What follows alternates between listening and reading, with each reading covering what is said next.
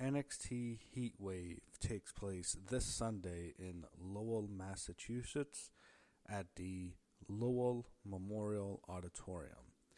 So we have a card right here, and I'm going to be honest, this just looks like an NXT show from on a random Tuesday night. A lot of these matches would just be on an NXT show.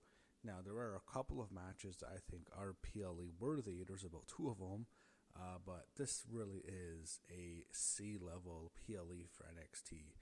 And NXT really shouldn't be having C-level PLEs. I would even call it a B PLE because, they've had shows that have been good this year. And, they don't have 12 PLEs.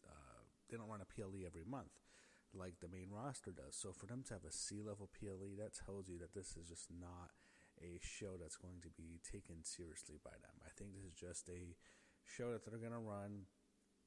They run Heatwave every year, and I think the Great American Bash this year really messed up a lot of NXT, really messed up the product, hurt it, I think. So the show in Philly, to be honest, this past Tuesday, looking back from a couple of days ago, I wasn't that high on it. There was a lot of issues with it, particularly some of the talking segments. So I've been kind of down on NXT this summer for the most part, and I think the biggest issue for me is the new storylines that have been going on with Ethan Page, with Jacy Jayne, and all the partnerships that have almost overshadowed NXT as a product, whether it be with AAA, whether it be with TNA. And then you also add in the shows that they want to promote, such as Evolve and LFG, which I don't watch. So there's been a lot of issues with NXT. Now, for this card, you have the first match I'm going to talk about was the one that was just added on Tuesday. We have a mixed tag team match. You have Ethan Page and Chelsea Green representing Canada, going up against Tavion and Tyra Steele representing the United States. I'm going to guess Tavion and Tyra Steele win. Chelsea Green is just there to lose. She can lose. Doesn't matter with her character. Ethan Page, I think it makes sense for him to lose to Tavion because he's probably going to feud with Tavion for the North American title. Ethan Page just came off that big win. He won the feud with Ricky Sainz, and now he's just like a nobody. He's not doing anything. He has the worst gimmick now, the stupid Canadian foreign menace character. I'm sure Shawn Michaels is behind it. It makes sense. But yeah, this sucks. I hate this gimmick. I really don't want to watch it. I think it's one of the worst things on TV right now. I think it's killing Ethan Page. I think he was actually a really good sadistic heel with the feud with Ricky Sainz. I hate this new gimmick. I think it sucks. I think he's going to lose. I think Tavion will pin Ethan Page so they can feud for the title after this. And Chelsea Green will just go back to the main roster. I think she's going to feud with... Streaka Harris is probably going to feud with Charlotte and Alexa Bliss. So I guess that's what she's doing next. Next, we go to what I think is probably the second most anticipated match on the card for most people, including myself, besides the main event, and that's going to be Jordynne Grace against Blake Monroe. I have no doubt this is going to be a really good match. Should be one of the better matches on the card. I think the crowd will be into it. This is Blake Monroe's first major match. It feels like she had the match where she teamed with Jordynne at the Great American Bash. That was just a meaningless tag match, and no one really cared about that they were going to win. This is like a first major showdown singles match.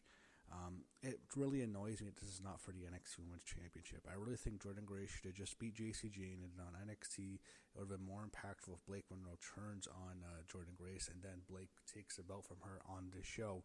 Jacy Jayne, I think, is one of the biggest issues with NXT. I think she's killing the women's division. She's just an awful champion. She was a horrible choice to put the belt on. I think it's just so many issues with NXT. I think Jacy Jayne's right at the top. And, I think, we'll get to that match later, but with Blake and Jordynne, I think the winner's obvious. I think Blake Monroe has to win this. She's not losing to Jordynne Grace. Makes sense for her to win. I think Jordynne Grace probably goes to the main roster soon. It would follow the same path as Stephanie Vaquer and Julia. They weren't in NXT for very long, then went to the main roster.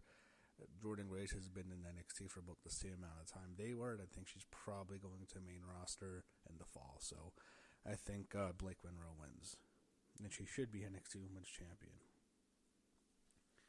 And it's the whole thing annoys me. They put the belt on Jacy Jayne and how they handled everything. And I mean, really, why didn't Jordynne just beat Stephanie Vicaire at Battleground?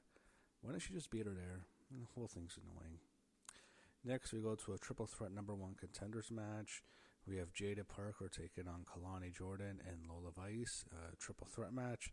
Winner gets an NXT Women's Championship match. Again, this is a match that really should just be the main event of an NXT show. And this hurts the NXT show. I think it really damages it because they're losing these kinds of matches that are not really that really shouldn't be on PLEs. This kind of match should be on NXT TV, and it should be a big match for NXT TV and could pop a good rating with 3 of their top female stars. And I just don't know why a match like this is on a PLE. It's a number 1 contenders match. I mean, they never do number 1 contenders matches on PLEs. So who wins here? I like all 3 of them. I think Lola Vice is the least best in the ring of the 3. I think by a decent margin. But she's still appealing. Jaida Parker I really like, but it just feels like Jaida Parker, they didn't go all the way with her. They had the chance to put the belt on her. It seemed like they might go with her, and ever since the Stand and Deliver show, it feels like they've almost cooled down on Jaida Parker, pushing her as a top female star. And I'm not sure she's going to win this. I have my doubts about her. I don't think it's going to go to Lola Vice. I think the obvious winner here is the person who's been getting the push. It's Kelani Jordan. They had Kelani beat Blake Monroe by countout for a reason. I think they might be setting that up later in the future. Maybe Kelani beats Jacy Jayne. She is a babyface now. I think it's going to be Kelani Jordan winning this match. I think that's the way they're building this up. She's been getting the signature wins as of late, and I feel like she's the most likely winner. So I'm going with Kelani Jordan to win this. Next, we go to the second women's triple threat match for the TNA Knockouts World Championship, defended on an NXT PLE. Said about all these partnerships overshadowing the NXT product. This is an example here. Jacy Jayne, your TNA Knockouts World Champion, takes on Masha Slamovich and Ash by Elegance, both of TNA, the latter of which was the former Dana Brooke in the WWE. I don't care about this match. I don't. I think the crowd will probably be somewhat interested. I'm going to go with Jacy Jayne's retain. I don't like watching Jacy wrestle. She's so average in the ring. She's nothing in the ring. She's not a good champion. Masha's okay, and Ash isn't very good. I still don't think Ash by Elegance is good. I don't think he's improved that much. He's just never been that good of a wrestler. I think Jacy retains. Next, we go to the NXT Tag Team Championship. Hank and Tank defend their belts against DarkState. We don't know who the 2 members are yet, but it's going to be 2 of the members of DarkState. Unfortunately, DarkState wins. I think we have new champs here. They've done nothing with Hank and Tank since they won the belts. I think when did they even beat Fraxium? Did they get the belts from Fraxium? I don't even remember. It was a while ago now since they won the NXT Tag Team titles. They had a great match with them, I remember that, but it's been a while, and they've really had such a forgettable title reign.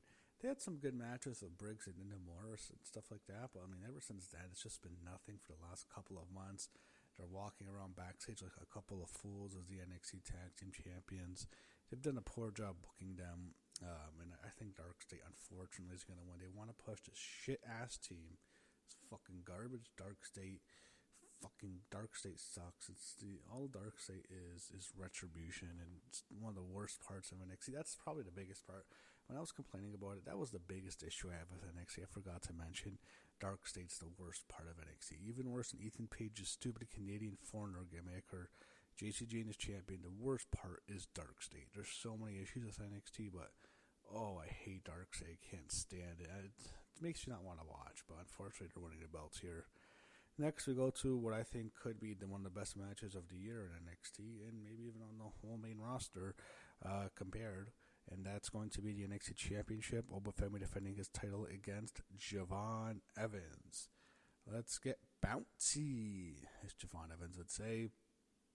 He's going to get bouncy here. It's going to be a great match. I have no doubt this match will be excellent. They're going to have a hell of a match. I just feel like Javon Evans is going to beat Oba Femi to win the NXT Championship, just not at this show. I think if they were going to have Javon beat Oba, they would have been building this up, and I think they will build it up. It might happen like at a Halloween Havoc or something. I think they're going to get there. They're going to eventually build it up, and it's going to be a huge match, and Javon's going to finally slay him. He's going to beat him and win the NXT Championship from Oba Femi. I just don't think it makes sense for it to happen on the show because he just won that match in Philly on Tuesday by beating Trick Williams, and it just feels it's too early. Like, there's no build-up, there's no hype there's no big elaborate chase to him winning the NXT Championship, and Oba Femi has been champion since January, so I don't think it makes sense to really beat him here. I think Oba Femi will win. He'll beat Javon Evans, and then the whole thing's going to be the chase that they build up, and I think later this year Javon Evans will win the title, just not at this show. So Oba Femi retains, and that's my predictions for NXT. I forgot the name almost. It's really forgettable to me. NXT Heatwave. So hopefully Heatwave is good, and we'll see what happens this Sunday.